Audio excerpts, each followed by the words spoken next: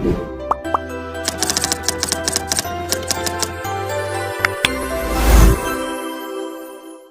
दोस्तों, एक बार फिर से स्वागत है आपका हमारे YouTube चैनल C2 अकेडमी पर। इस वीडियो में हम परसेंटेज की क्लास 3 को डिस्कस करेंगे, जिसमें कि काफ़ी इम्पोर्टेंट क्वेश्चंस को इस वीडियो में डिस्कस करेंगे। तो इस वीडियो को लास्ट तक ज़रूर देखिएगा। और यदि आपने पिछले 2 लेक्चर नहीं देखे हैं, जिनमें कि हमने बहुत अच्छे अच्छे क्वेश्चंस और अच्छे अच्छे कंसेप्ट को डिस्कस किया है, तो उन्हें भी ज़रूर देख लें। इस वीडियो की प्लेलिस्ट हमारे चैनल पर आपको अवेलेबल हो जाएगी, तो वहाँ से आप इसको देख सकते हैं। चलिए दोस्तों, डिस्कस करते हैं। तो इसमें जैसे कि ऐसे क्वेश्चंस बनेंगे। पहला क्वेश्चन है कि यदि किसी वर्ग की भुजा 30% बढ़ा दी जाए तो उसके क्षेत्रफल में होने वाली वृद्धि ज्ञात कीजिए। यानी कोई वर्ग है जिसकी कुछ भुजा थी, तो उसकी भुजा में हमने 30% की वृद्धि कर दी। तो इस प्रकार के क्वेश्चंस बार बार एग्जाम में आते हैं। तो इस प्रकार के क्वेश्चंस को हम इस तरह से करेंगे कि जैसे कि यह वर्ग था, मान लो कि इसकी भुजा 10 है, तो 30% का मीन्स होता है 3/10। यदि पहले भुजा 10 थी तो बाद में भुजा 13 हो गई। तो अब आप लोग जानते हैं कि वर्ग का क्षेत्रफल होता है भुजा का स्क्वायर। यदि भुजा 10 है तो क्षेत्रफल होगा 100, और यदि भुजा 13 है तो इसका क्षेत्रफल कितना होगा? 13 का स्क्वायर, यानी 169। अब देखिए वृद्धि कितनी हुई? 69 की। कितने पर?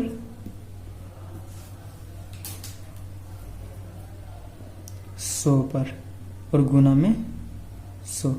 इस प्रकार से कितना निकल गया? 69%। ये हमारा आंसर हो गया। इसी प्रकार आप सारे क्वेश्चंस को कर सकते हैं। जैसे कि इसे दूसरे मेथड से आप बिना स्क्वायर बनाए भी कर सकते हैं। जैसे कि पहले भुजा 10 थी, फिर 13 हो गई, और भुजा थी, तो भुजा का स्क्वायर कितना होगा? अर्थात क्षेत्रफल कितना होगा? 10 का स्क्वायर 100 और 13 का स्क्वायर 169। तो वृद्धि कितनी हुई? 69 पर। और 100 पर जितनी वृद्धि होती है वह प्रतिशत होता है। ठीक है दोस्तों, आशा करता हूं कि आपकी समझ में ये क्वेश्चन आ गया होगा। अगर नहीं आया है तो आप कमेंट बॉक्स में पूछ सकते हैं, या फिर वीडियो को दोबारा रिपीट करके देख सकते हैं। ऐसे दोस्तों, अगर आपकी समझ में नहीं आ रहा है तो आप धीरे धीरे वीडियो को देखते जाइए, लास्ट जरूर देखिए, आप अच्छी तरह समझ जाएंगे। और हाँ, क्वेश्चंस को कंसेप्चुअली तरीके से समझने की कोशिश कीजिए। यानी जैसे जैसे मैं लिख रहा हूँ ना, उस टाइप से आप भी लिखिए, तो आपके माइंड में इन क्वेश्चंस की इमेज जो है छप जाएगी। फिर एग्जाम में जाने पर आप लोग क्या करेंगे, जैसे जैसे आपने प्रैक्टिस कर रखी है आप ठीक वैसा ही लिखेंगे, न कि अननेसेसरी कुछ भी लिखेंगे। इससे आपके क्या होगा, टाइम भी बचेगा। तो सेकंड क्वेश्चन करते हैं।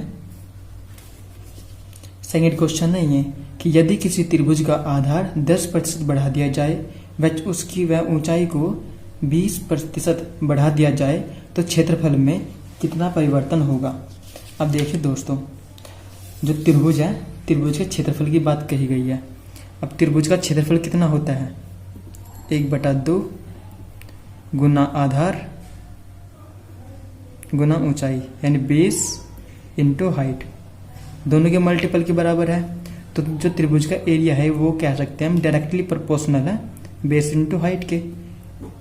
तो हमारा एरिया निकल जाएगा। अब उसने क्या कहा? उसने कहा कि आधार 10% बढ़ा दिया जाए। आधार 10% और बेस ऊंचाई को 20% बढ़ा दिया जाए।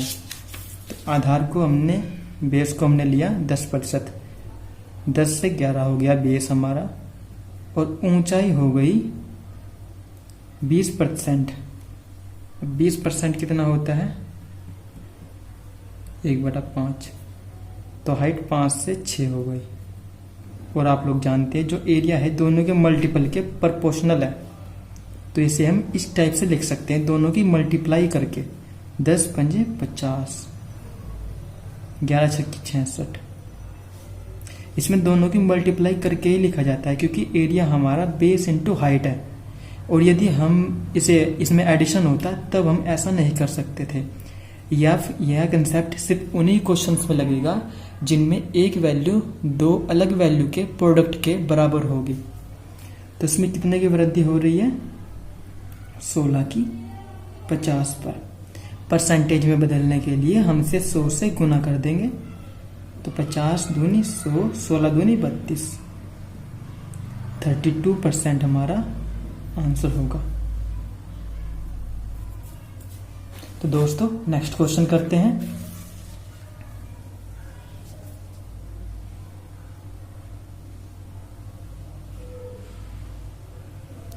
दोस्तों नेक्स्ट क्वेश्चन है हमारा थर्ड।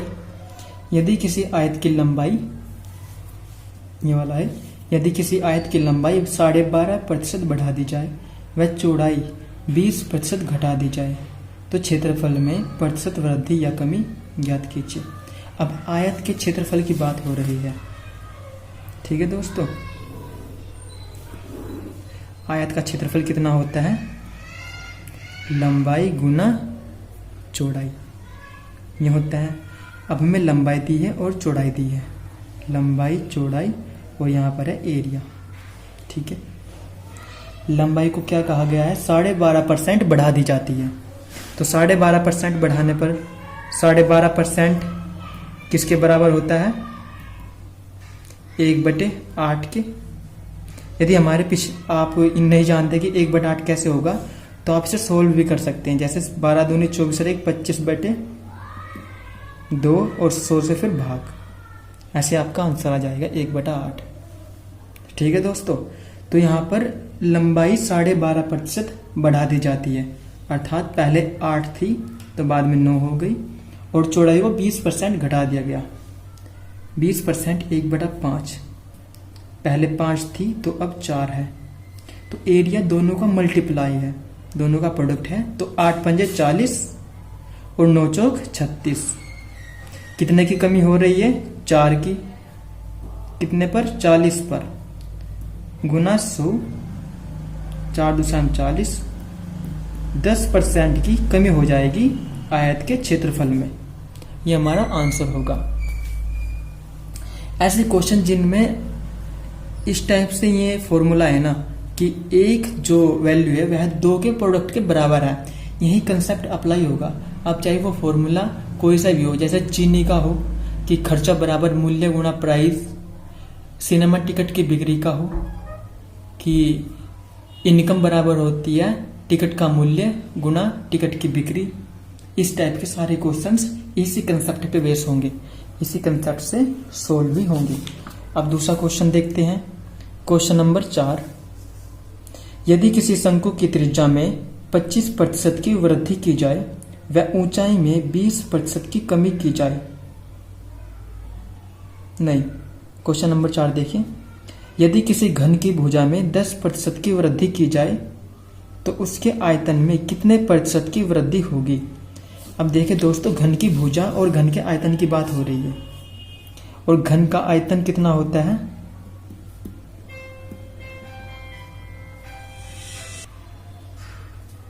तो दोस्तों घन का आयतन होता है भुजा का क्यूब। अब देखो भुजा को 3 बार मल्टीप्लाई किया गया है, 1, 2 और 3। इसी टाइप से हमारा कंसेप्ट भी इसी टाइप से काम करेगा। अब उसने कहा है भुजा, भुजा हमारी 10% बढ़ रही है, अर्थात 10 से 11 हो रही है। तो एक बार और लिखिए, 3 बार लिखना है इसको, क्योंकि आयतन में 3 बार गुना हुई है, 10 से 11। तो हमारा आयतन कितना होगा? 1 क्यूब, 10 का क्यूब 1000 और 11 का क्यूब 1331। तो कितने की वृद्धि हुई आयतन में?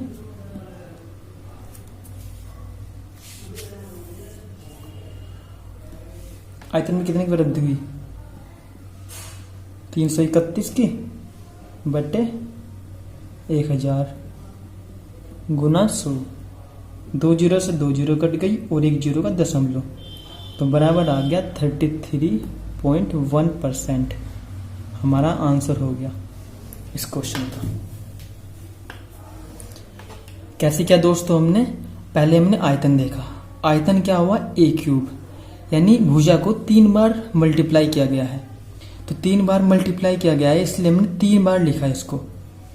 यहाँ पर घन के क्षेत्रफल में 2 बार नहीं, वर्ग के क्षेत्रफल में 2 बार लिखा था, क्योंकि 2 स्क्वायर हुआ इसलिए 2 बार लिखा, क्योंकि वो 2 बार मल्टीप्लाई हो रहा है। आयतन में 3 बार मल्टीप्लाई हुआ है, इसलिए 3 बार लिखा हमने। ठीक है दोस्तों, अब नेक्स्ट क्वेश्चन करते हैं, क्वेश्चन नंबर 5। यदि किसी शंकु की त्रिज्या में 25% की वृद्धि की जाए व ऊंचाई में 20% की कमी की जाए तो उसके आयतन पर क्या प्रभाव पड़ेगा। अब देखिए दोस्तों, शंकु के आयतन की बात हुई है। सबसे पहले तो शंकु का आयतन कितना होता है, v बराबर 1/3 पाई आर स्क्वायर एच। इसमें कौन कौन से वेरिएबल है, आर स्क्वायर एच। आर की 2 बार गुणक हुई है और एच की 1 बार। तो ऐसे ही हम इसे लिख लेंगे आर एच। यहां पर फिर हम इसे आयतन से निकाल सकते हैं। तो त्रिज्या में 25% की वृद्धि। अब 25% कितना होता है, 1/4। त्रिज्या पहले 4 थी, फिर हो गई 5, फिर 4 थी, फिर 5 हो गई। और ऊंचाई में 20% की कमी हुई है। पहले 5 थी तो बाद में हो गई 4। तो अब आयतन निकालना है। देखिए दोस्तों, हम इसे ऐसे भी काट सकते हैं कि 5 से 5 और 4 से 4 इस साइड से काट सकते हैं यदि कट रहे हो तो जो बचा 4 और 5, ये रेशियो आयतन के रेशियो के बराबर होगा। कितने की वृद्धि हुई, 1 की 4 पे गुना 100। तो यहाँ पर 25 चौका 100, 25% की आयतन में वृद्धि हो जाएगी इस सिचुएशन में। ये हमारा होगा आंसर। ओके दोस्तों, तो नेक्स्ट क्वेश्चन करते हैं। यदि आपको समझ में आ रहा है और अच्छी लग रही है वीडियो तो हमारी वीडियो को लाइक करें, चैनल को सब्सक्राइब जरूर कर ले दोस्तों, और बेल आइकन को दबाना मत भूलिएगा, क्योंकि जैसे ही मैं वीडियो अपलोड करूंगा तो आपके पास एक नोटिफिकेशन आएगा, उससे आप आसानी से हमारी वीडियो तक पहुंच सकते हैं और उसका लाभ उठा सकते हैं। तो दोस्तों, इस वीडियो तक लास्ट तक बने रहिए और उसका जितना लाभ हो सके उतना उठाइए।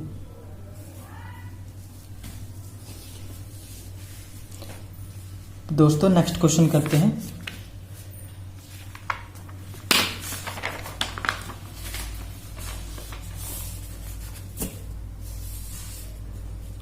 नेक्स्ट क्वेश्चन है क्वेश्चन नंबर 6 कि यदि किसी गोले की त्रिज्या में 10% की वृद्धि की जाए तो गोले के आयतन में क्या प्रभाव पड़ेगा।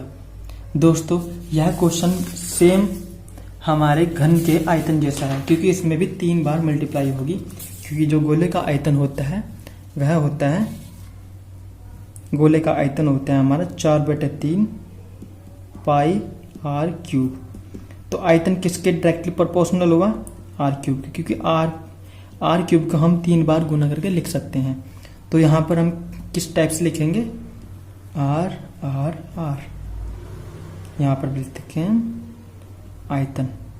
आयतन में कितने की वृद्धि, त्रिज्या में कितने की वृद्धि की जा रही है, 10% की।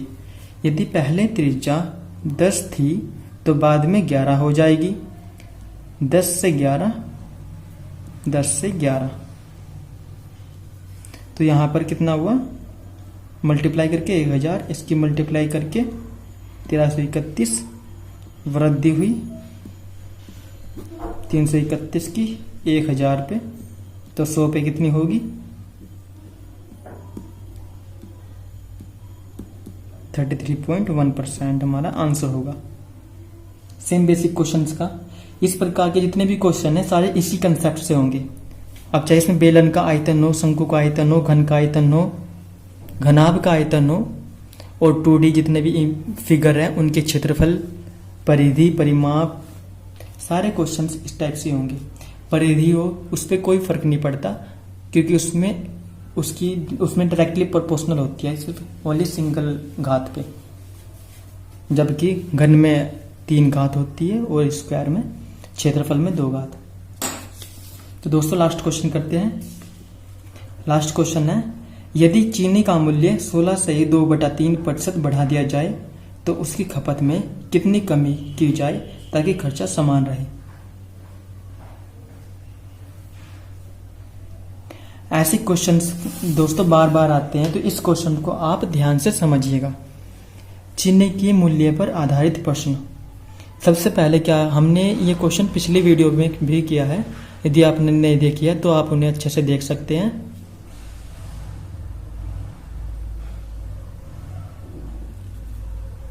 इसमें आपको क्या करना है कि चीनी का मूल्य, सबसे पहले जो खर्चा होगा वो किस पर, खर्चे का जो सूत्र होगा या फॉर्मूला होगा वो क्या होगा कि खर्चा बराबर मूल्य गुना खपत। तो एक्सपेंडिचर, इसे हम ऐसे भी लिख सकते हैं, प्राइस इनटू कंजम्पशन। देखिए दोस्तों सेम इस टाइप से है जैसे आयत का क्षेत्रफल था, लंबाई गुना चौड़ाई, 2 बार मल्टीप्लाई हुई है, तो हम इन्हें कैसे लिखेंगे, प्राइस, कंजम्पशन और एक्सपेंडिचर। हमें क्या करना है, प्राइस को बढ़ाया गया है 16.2/3%। अब 16.2/3% किसके बराबर होता है, अगर आपको नहीं याद है तो आप इस टाइप से कैलकुलेट कर सकते हैं, 16×3 = 48 और 2 50/3 मल्टीप्लाई 1/100, 50×2 100 और 1/6। तो प्राइस होगा हमारा 6 से 7।